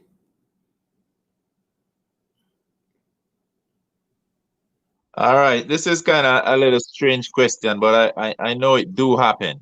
As a coach, say you have an athlete, and during training, they are showing great stride. You see the time being improving, everything. They're executing well in training. But when you show up to a meet day, that athlete fails to deliver and may not be on one occasion, but several occasions, but yet still in training. This athlete is looking just like an Olympian, but yet still fail to execute on race day. Mhm. I think the problem is, to me, one, that kid is trying to figure out the results before the race even starts, right? And they're so worried about what's going to happen. So they spend the whole warm up process or the day before the meet or the morning of the meet trying to figure out and dictate the results before the race even starts. So now you've already cracked yourself all up. And then once you do that, the other part of your brain is telling you, don't screw this up. So they're running to not screw it up, right? So that's the thing. That's the problem why a kid or professional athlete doesn't perform well on the biggest stage. So they try to figure out the results before the race start, and then they have the what if factor. Well, what if I don't get it done? What if I don't get a medal? What if I don't run fast? Instead of just relaxing and say, I'm prepared, I'm ready to go, and let me just execute, and whatever's gonna happen, because I know I'm prepared. But they set themselves up for failure before the race starts from a mental aspect. Because, like I said, you got to stop trying to figure out the results before the race starts, and at the same time, you can't be afraid to fail, right? Like if you go to Olympic Games, right, and so what, you don't get the gold medal. The object is to get a medal, and so you got some people like, well, they run, if they can't get the gold, they think that the life is just going to change, or something is wrong with this picture here. Right, so I try to tell you all the time, man. Listen, you can't figure out the results before the race starts, right? If you do that, the race is over, because you ain't got but so much time to rechannel your mental focus before that gun go off, right? And so you know how the old philosophy is: they look at whatever gonna happen, all right? You prepared to run, then let's just go execute. That's why I try not to like over talk to a person before it's time for them to run, right? We might have like a little small powwow conversation before they go warm up, but I'm never going to give you all these instructions 1 to 2 hours, 30 minutes, 20 minutes, 10 minutes before you walk to that line. Because I don't want you thinking about all this. I just want you to focus on the fact that you trained, you belong here, you're ready to run, let's go get it done, right? Because sometimes they look at me like, Coach, you think I'm ready? What should I do? Hey man, you're ready to run, man. Just go take care of your business. When the gun go off, you know what to do. I'm gonna go sit in the stands and wait for you, right? Because I'm a nervous wreck too, but I can't let you know that I can't make you nervous too, right? I cannot make you nervous. We ain't doing all that whole lot of talking. They be like, well, Mo, you don't talk to the kids before they run. What we gonna talk about? Because if I say that one thing and the kid mess up on the first hurdle, it's over. They ain't coming back from that one, right? And so I just think you got to put everybody in the relaxed stage so that we're ready to run. We put in all the work at the practice. Track meet has to be fun. So. I know I'm not an athlete, as I said. It was probably in my blood earlier in my school days, but that's something I always try to figure out. And not to call any name, but there was a particular athlete that I look forward to for the big event. And yet still, man, I still have yet to see that big event show up. But yet still, I know the athlete have it within them, to do great. But just at the big event, man, it's always like, I don't know. I was thinking that probably the muscle had frozen or something. They get. No, they scared of the results, so they're trying to figure out the results before the race starts. I wish they had you as a coach, man. Hey, man, I do too. I told you I'm trying to get another camp. well, guess what? You got Ian here, man. Recruit Ian again. See, Ian is ready again for the Olympics. He getting ready out there. Yeah, he's doing good out there, looking good. Yeah, I got to be junior. So, I turn him back over to you. Back in, yeah. All right. All right, Coach. We're in the last segment right now, but I wanted to talk to you about your success as a Team USA coach. Yeah. I know that you have made two world championship. And I said, if I'm wrong, you could correct me. Yeah. I know you have been the coach. I believe in Beijing, and I know you was in Doha last year. Yeah. But let's go back to what let's go back to you able to as a coach, being the leader of the team, your specific area of the team. What did that mean to you to know that you will be a Team USA coach? Going when you get the call to assume that responsibility. Yeah. Bring us back and tell us what that means to you. Well, you know what? It means that your peers and the governing body of your sport have taken notice. They respect what you do, and now they value you as a coach, and they want to use you as a coach. Because as an individual professional coach, the coach, I mean the athlete and the shoe company value you, right? But as a national team coach, the whole federation and the whole USA appreciates you, and they put their trust in you, and they shown that they respect what you've done as a coach.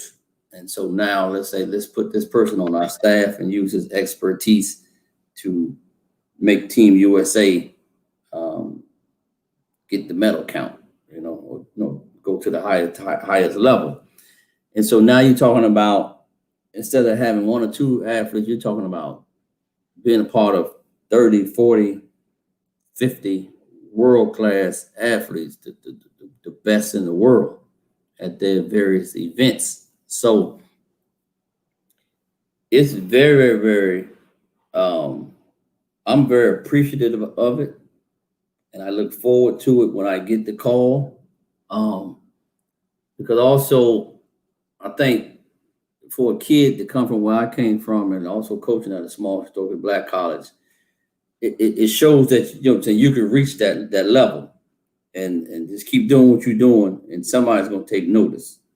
Because also along that journey, you got to build relationships. Because also being on national teams is about building relationships, even though they have criteria and you check certain boxes. But at the end of the day, it's about building relationships with the people that make the decisions. And either they like you or they don't like you. Because they like you, they're gonna put you on the team. If they don't like you, then they just change the bylaws and say you didn't meet the standard, right? So that's the real picture. But I like it because it's almost like Team USA basketball, right? It's like you're a part of the best athletes in your country, right? And you're on the coaching staff, right? So that means you have to be considered one of the best coaches in your country for them to put you on their staff. Some of the junior staffs, they bring people along. But we're talking about world championship and Olympic staff, you have to really know what you're doing. Because the number one goal on those staffs is to not screw anybody up, right? And they rely on you and your trust factor. And the personal coaches are too, because some of the personal coaches can't travel. They're relying on you to make this thing work and at the end of the day, really not screw it up. And not go in there and try to be the super coach and change somebody's program. No, we want you to manage and take care of these world-class athletes because they believe in you. They know your record. They did their research on you. They know you. You know what you're capable of doing. So don't go in there and try to make a name for yourself. Don't try to go in there and shine. Humble yourself. Go in and do your job and let the results take care of whatever notoriety you're trying to get. But I appreciate it every time I get the call. I'm hoping that I can get the call to be on the Olympic staff. I don't know what the holdup is, but that's my goal. So I guess that's my new goal for 2024. or to be the head guy for the next World Championships. And the next World Championships is in the United States. Yeah. So can you imagine, Ian, if I get the head coaching job at the World Championship in the United States? Yeah. Well, we still have to put a statue up there, Virginia Beach. And then we're gonna put you in the Hall of Fame, Virginia Hall of Fame. Yeah. Because coaches need to get more recognition. No question. You know that they have started something the last couple of years of awarding coaches medal. But for many years going back, coaches got no recognition. Recognition. So I'm glad that they're moving in that direction, and they need to keep it going. US is finally putting a lot of resources into the coaches, and coaches getting stipends and bonus packages and stuff for your success. Okay. But like I said, my goal is to continue to be on staffs. Okay. So, Coach, let me ask you a question. What's the process to get selected for to be a coach on the World Championship or Olympics, or what do they have an application process, or it's just a lottery thing? No, they have an application process. The USATF didn't have that. It was a situation where if you was a good coach and these were your homeboys, they bring you through and they put you on the team.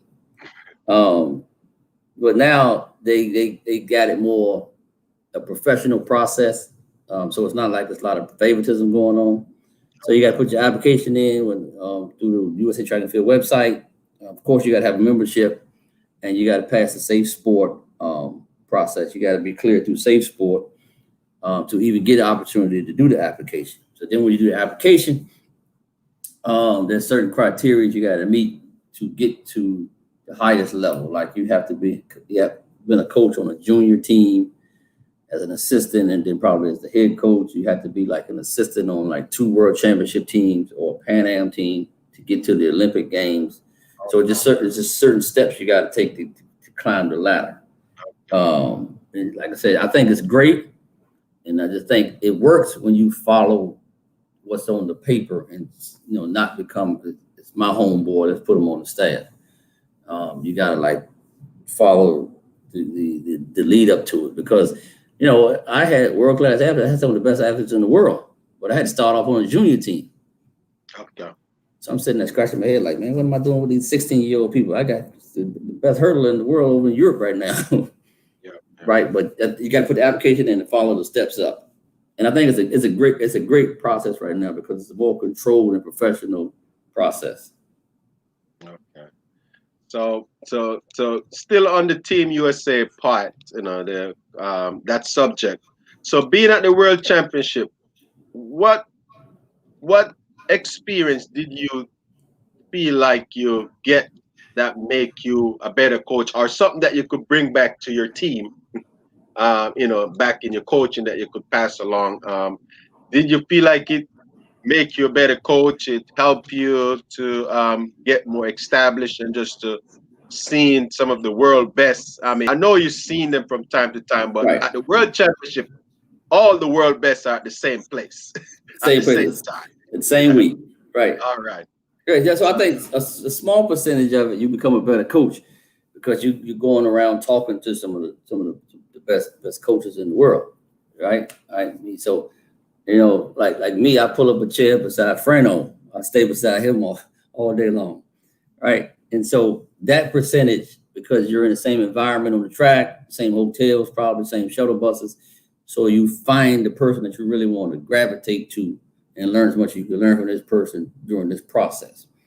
But on the big stage, what I really take from these national teams is the logistics part and the management part of how you travel with that many people, the logistics that go into place of just preparing to get this person the time schedule for the meals, the time schedule for the medical room, the time schedule to get on these shuttle buses, the time schedule that you got the first call for the event, the time schedule for the second call, the time that you got to get for the last call. So I pay attention and I study the logistic part of the whole operation. And that's why I bring it back, because I'm always I'm in charge of a lot of it. So I bring that back to my team and try to implement a lot of that stuff of how we operate and how we travel and how we do stuff. So the management and the logistic part is what I really, really, really get out of. But like I said, personally, I just, attach myself to some of the coaches that I know. All right, awesome, man. Thank you. Yeah, over to you, Ian. I probably just got one question when you come back. But over to you, Ian. Your final thoughts. Well, Coach, I just want to say, we really appreciate you coming on here to really give us a good view of what it is like in the life of a coach, and what do you expect from an athlete, and what you give to an athlete when they come under your umbrella, really. And I must say that you're very knowledgeable of track and field on a whole. You mentioned earlier about football, and you could basically do whichever sport you please, because it's all about the person you are. And listening to you, everything is coming from your heart. It's a passion, and it's not that you just want to be the best coach, because you would have mentioned about it. We ain't going back 4 again. No, that ain't gonna happen. So that is motivation in itself. But you also want to bring out the best in your athletes, and that is very, very important. And in doing so, you have managed to build a relationship. And also tell me about the discipline.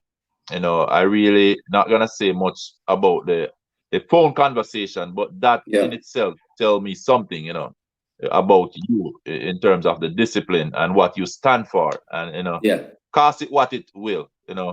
You have to give up something if you want to be the best. And if you're not willing to give up something, then you're not ready for this. I'll put it that way. And so you basically state who you are and what they should expect, in getting into the program under your wings, and what you deliver. And we're really happy that you're able to share with us here this afternoon, because you could have been doing so much other things. You could have been writing your next program for next year. You could be writing your program for 2024, the Olympic year. But yet still, you take the time out to be here with us. And I know that the audience would have benefited greatly from your experience that you have gained over the year and what you're doing. And we just want to say, man, we are very pleased to have you on this platform, and we'll be following you, in your footsteps, as we know there are greater things to come. We know one day you'll be maybe bringing a whole team to the Olympics. Ian as your assistant there. Right. That's right. Well, he gonna be the agent. Yeah, bring him over with you there, man. But we just want to say thank you and really appreciate you on behalf of Ian and our audience. So thank you for coming on, man. Appreciate you, man. Appreciate you. All right, Coach. I'm not gonna leave. I know that you gotta share with us about your frat brothers. I know that I can't let you leave without giving a shout out. I was this close when I was in college. I was recruited real hard, but I just couldn't. I was too busy. But I like the whole. I like, if I was supposed to join it, that would have been it. We have a kid on my team. He probably watching right now, Louis Sales. By the way, one of your athletes made a comment. He said the reason why you want athletes to journal, because he could look at the workout and said it's crazy. And that's coming from David Payne. Yeah, that is true. That is true. Hey, me and David got a love-hate relationship. We love each other, but he hates the workouts. But you're right. I gotta give a shout out to the brothers of Omega Psi Phi fraternity. Great fraternity. Friendship is essential to the soul, right? Once you get past all the hopping and skipping and all the stuff that we like to do, it's genuinely a friendship-based organization that started on religious principles, but friendship is the backbone of it. And that's why we say friendship is essential to the soul. And you're not a frat brother of mine, but I believe in our friendship, Ian Weekly. So it's essential to the soul. All right. All right. Well, as I said, I'm a cousin of the Pratt brothers. You know. Okay, all right. So we You need to know. sit down and talk. Yep. I said I have a couple teammates that I know Terrence Trammell, Lewis Sales, Oh yeah. you know, Norma Hey, Terrence too. Trammell will let you know that he's an Omega. Yeah. Yep. I have another guy. His name was Perry Gaskin. He was a shot put thrower in college. Mhm. You know, those guys want me to do too much, man. So Oh yeah. Got to have all your time. yeah, All your so time. You know? I couldn't fulfill that list. So No. you know, They but don't as care. I said, They don't care about your other schedule. yeah. But as I said, we give a shout out to them, and I said, Coach, Yeah. we again so happy for you to spend the last 2 hours with us Yes. about your coaching philosophy, your coaching legacy, your coaching success, and just to give us some of your highs and lows, Yeah. and all the good stuff. I know we could have spent more time talking about um, the educational part of, I know that's important Yeah. for a student, to have, to also get a degree and graduate and all that good stuff, but we'll save that for another time when make it to the Olympic coach and, get that big award or win, achieve one of your goals, been the Yeah. winningest coach of the, Hampton history. Yeah. So, so again, on behalf of, and all your athletes, that you have, come along with, James Carter, Rachelle Boone, Kelly Wells, Yvette, and, Payne, and all of them, we know that we have even talked about, your hurdling. I should have get a couple tips from you, regarding, but I got your phone number, man. Yeah, you got it, baby. We're gonna sit You down know, and talk about hurling all day long. so yeah, we'll definitely catch up, man, and all the best for Hampton. What's your guys' mascot? Pirates. Hampton Pirates. Yeah. In the 2021 season and beyond. And I Yeah. wish you all the success, and take care, man. And it was good catching up. No problem, man. Anytime you want me in, just call me. All right, All right. coach. Thank you, man. Y'all have a good one. All right, thanks. Blessings, man. All All right. right.